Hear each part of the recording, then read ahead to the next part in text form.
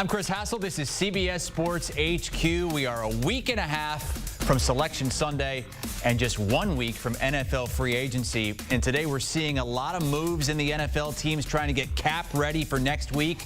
Plus, one of Pete Prisco's top 10 free agents is off the board and heading back to Philly. The Eagles re-signing Zack Baun, 3 years, $51 million, according to ESPN. The All-Pro backer coming off a breakout season, tied for 6th most tackles in the NFL, helped lead the Eagles to their 2nd Super Bowl title in franchise history. He's locked up through the 27 season. Elsewhere, huge deal for Maxx Crosby, 3 years, $106.5 million, according to multiple reports, to stay in Vegas. That makes him the highest paid non-quarterback in league history at $35.5 million per year.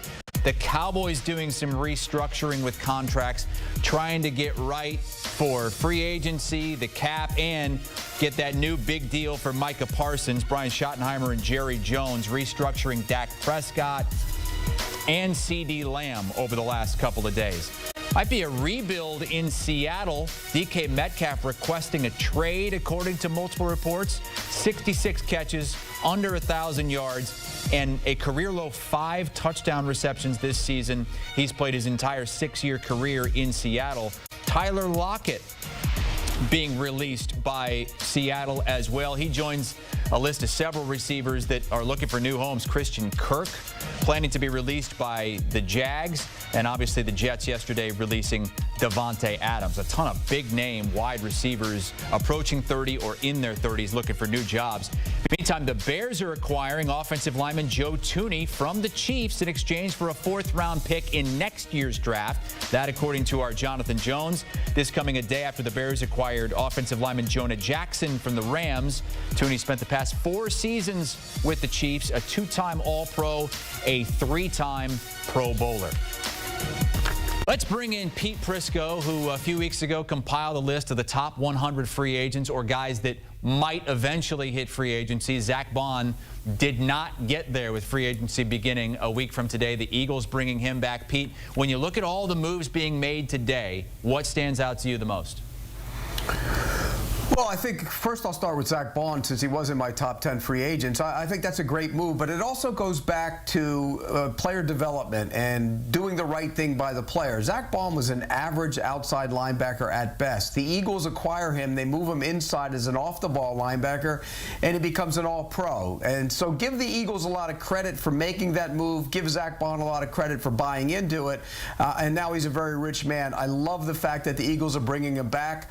He's one of those guys, big cornerstone of the defense and a big important part of that defense. So great move by the Philadelphia Eagles. That really stands out today. What do you think about the Eagles paying running backs and middle linebackers here, something that not a lot of teams do? Yeah, but this is different than a middle linebacker. He does so many different things. He's big in coverage. He can, you can rush the passer with him. It's not just a traditional off-the-ball linebacker, so he's a little bit different. And the same goes for Saquon Barkley. I mean, the way they run the football, the way he can catch the ball out of the backfield, he's one of the prototypical airbacks that I like to call those guys that can do so many things. So a little bit different. You're coming off a Super Bowl win. You're more apt to be able to pay your own guys than go out and add some free agents. I like the moves by the Eagles. Maxx Crosby becoming the highest paid non-quarterback in the NFL. The Cowboys obviously have a bunch of moves to be made, restructuring Dak, restructuring CeeDee Lamb, because they're going to have to pay Micah Parsons. How do you think that deal for Crosby affects what the Cowboys have to do with Parsons? Well, it'll raise it up, no question about it. Look, Parsons was going to become the highest paid edge rusher in the league, and now that dollar figure goes even higher. And it's the right thing to do. The Cowboys have to do everything they can to make him a happy player. He's such a big part of what they do. As for Crosby, it makes all the sense in the world. He's a throwback. I mean, the guy plays every single play. Guys don't do that anymore. I know he missed a little bit of time late last year with an injury, but when he's on the field, he plays every snap, and he plays hard every snap. So I think the Raiders are smart to reward him. He deserves to be around for a long time. But as far as the Cowboys, the price just went up for Micah Parsons. For the next 4 years, who would you rather have, Crosby or Parsons? I'd rather have Parsons. You know, I think he's a little bit more dynamic in terms of what he does as an edge player, but it's close right now. And again, next 4 years, probably Parsons. Next couple years, it's really close. Pete Prisco with us here on HQ on a big mover and shaker day in the NFL. Like, I mean, we only saw 2 tags, but we've had a lot of stuff happening outside of that. Max Crosby, $35.5 million per year average annual value. That now bests Justin Jefferson, who was the highest paid non-quarterback. Keep in mind, the Bengals said at the Combine they are planning on making Jamar Chase the highest paid non-quarterback.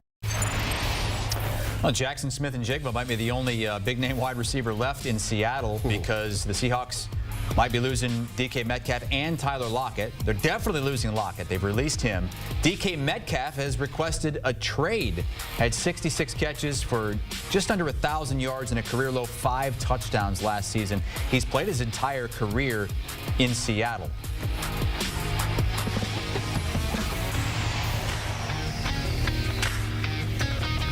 And here's the depth chart. You see Jackson Smith-Njigba would be the guy left, and then Jake Bobo, and then the other guys, not much. A combined 2 career receptions. Let's bring in Leger Douzable and Mike Renner because there are a bunch of big-name wide receivers who might be looking for new homes, whether it's free agency, whether it's requesting a trade, and DK Metcalf requesting this trade today. Leger, where would you like to see him go? Why not go with an old friend, a friend that drafted you, and the Las Vegas Raiders and Pete Carroll? They need a receiver in the worst way now. Again, they have Jacoby Myers, and obviously Brock Bowers was essentially their #1 receiver last year. But when I bring in a guy that is used to being with Pete Carroll, people wonder, you know, DK Metcalf, is he, you know, a prima donna? Does he have an attitude? Like, Pete Carroll knows how to deal with DK Metcalf because he drafted him and had him on the sideline for multiple years. So, depending on where they go quarterback-wise, whether it's the draft, whether they bring in a veteran like Aaron Rodgers or a Sam Darnold, they need a true #1 outside. They can't just rely on Brock Bowers. DK Metcalf, teaming him up with Pete Carroll makes a lot of sense.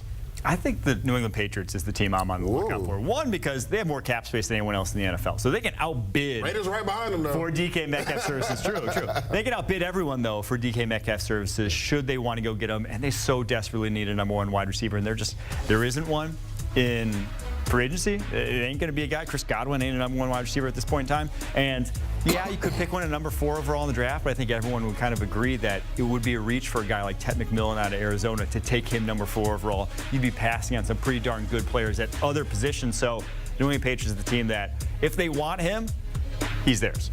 And this page has been changing throughout the day as well as teams like the Cowboys start to free up more cap space.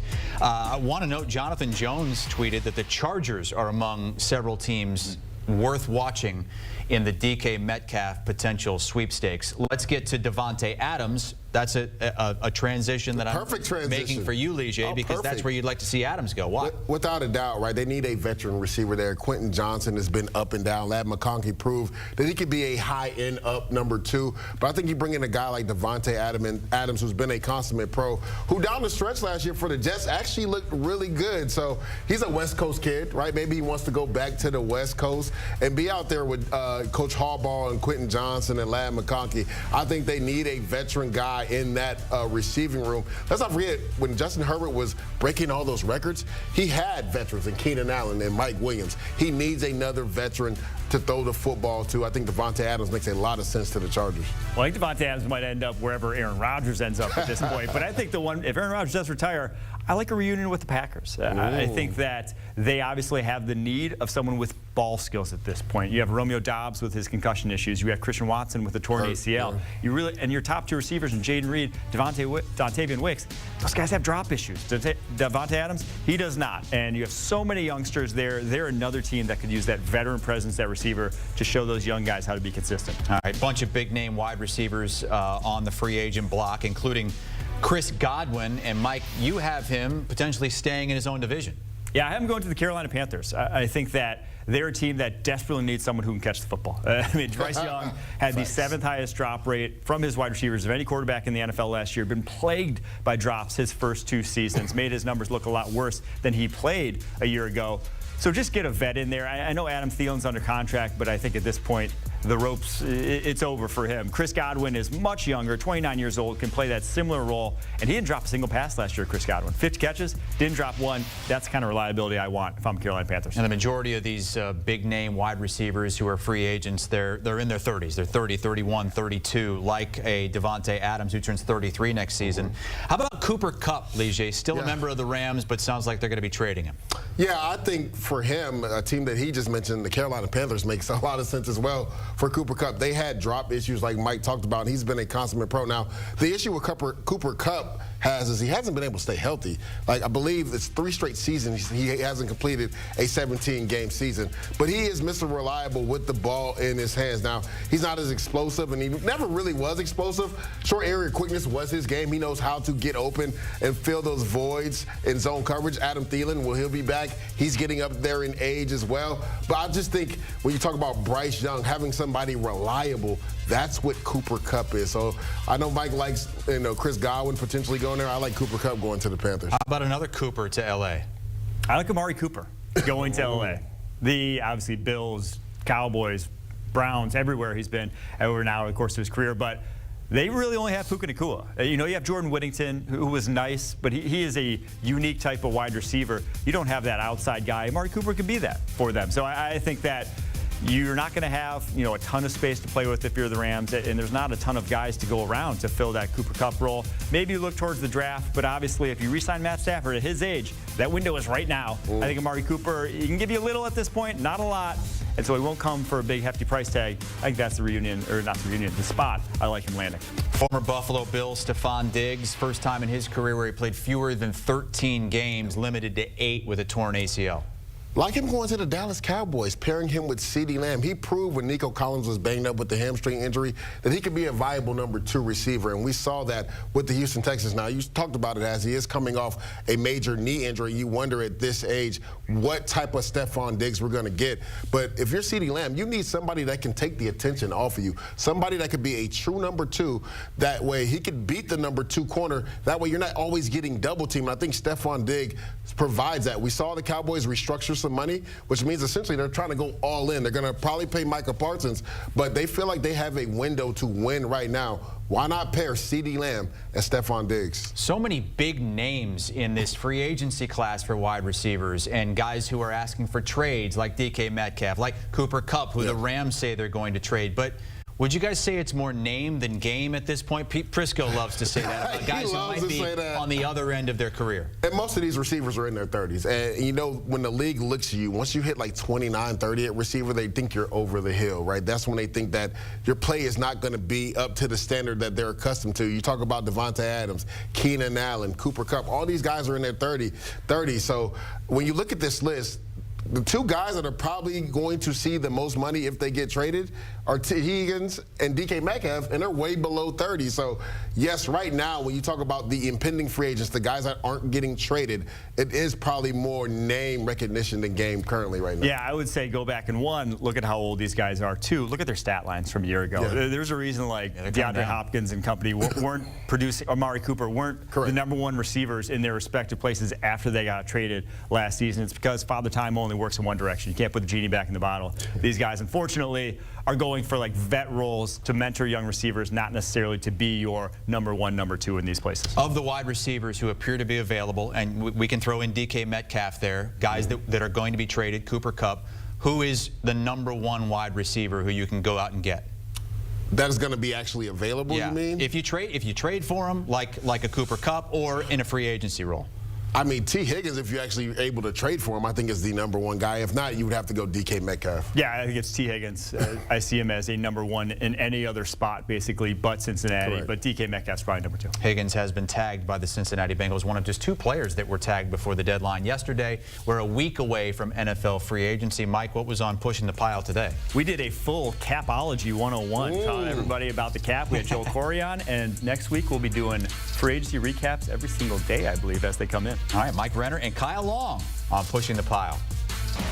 And that breaking news that we're following here on CBS Sports HQ out of the NFL has to do with the Las Vegas Raiders signing DN Max Crosby to a 3-year, $106.5 million extension. That is according to multiple reports. Crosby is coming off his 4th consecutive Pro Bowl season, despite being limited by injuries for the first time in his career. He appeared in just 12 games and finished the season on IR.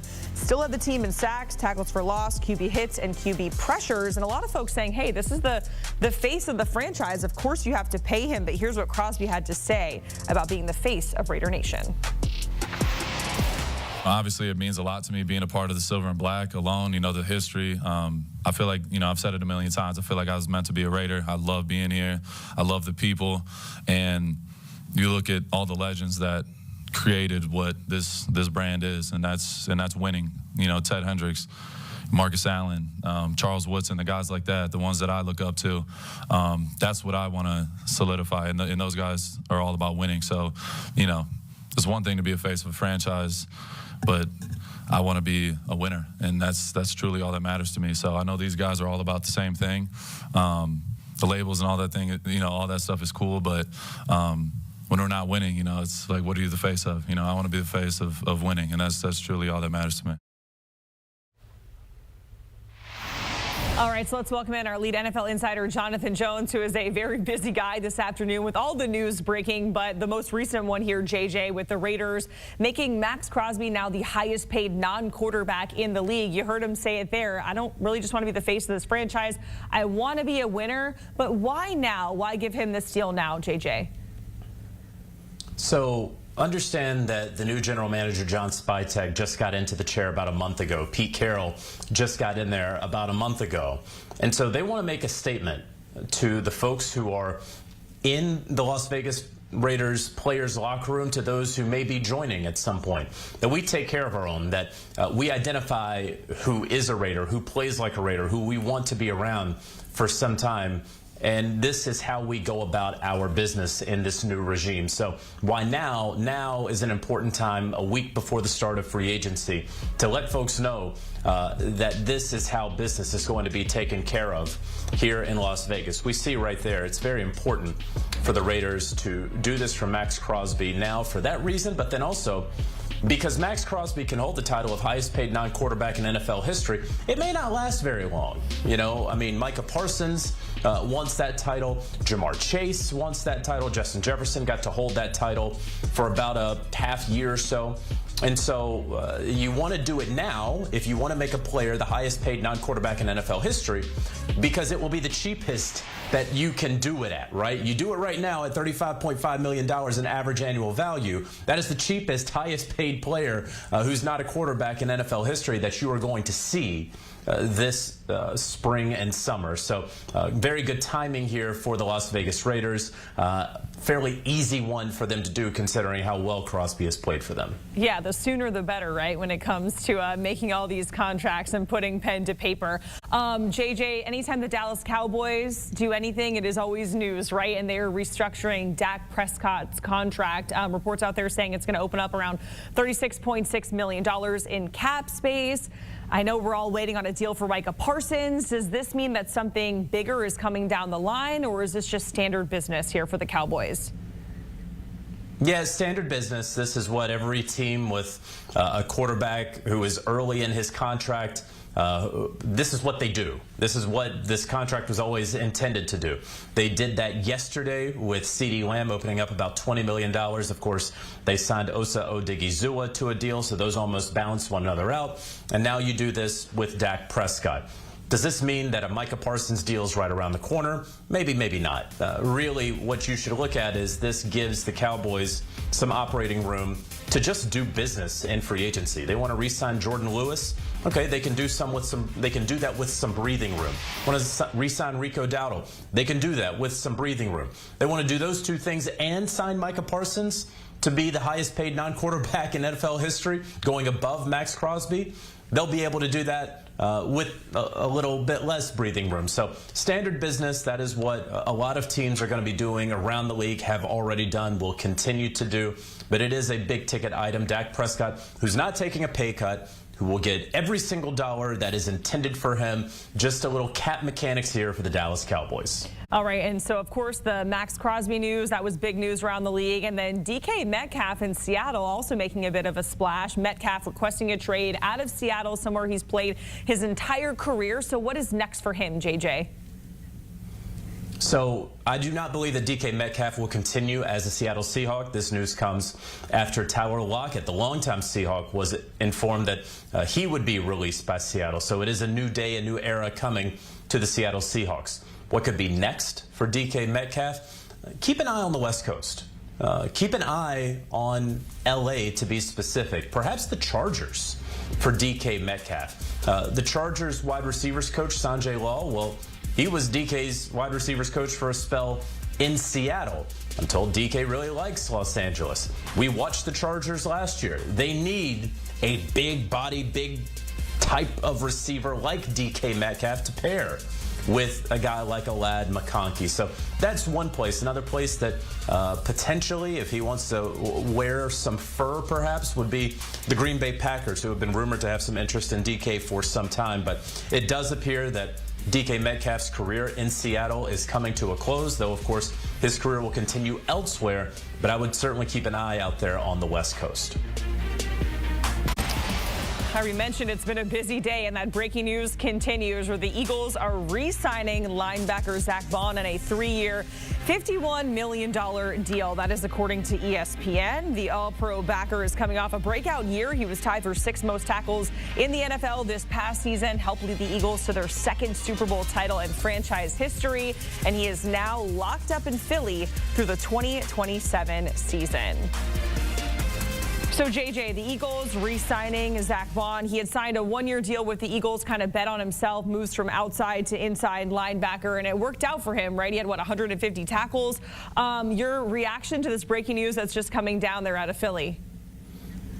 Yeah, I got a few texts here that I haven't been able to get to, unfortunately. So I'm sure that those numbers are correct and accurate. But yeah, it's a big move for the defending Super Bowl champs. Bringing back Zack Baun, obviously, he could have gone to free agency and probably could have gotten much more money than that. But look, you keep a good thing going. It didn't work out with the New Orleans Saints, probably a difference of opinion between coaches and personnel. He moves on to Seattle. Vic Fangio believed in him at that position, and it's paid huge dividends for Zack Baun, the All-Pro linebacker. So a very good deal for Baun. Again, if this were all about money, he could have waited a week.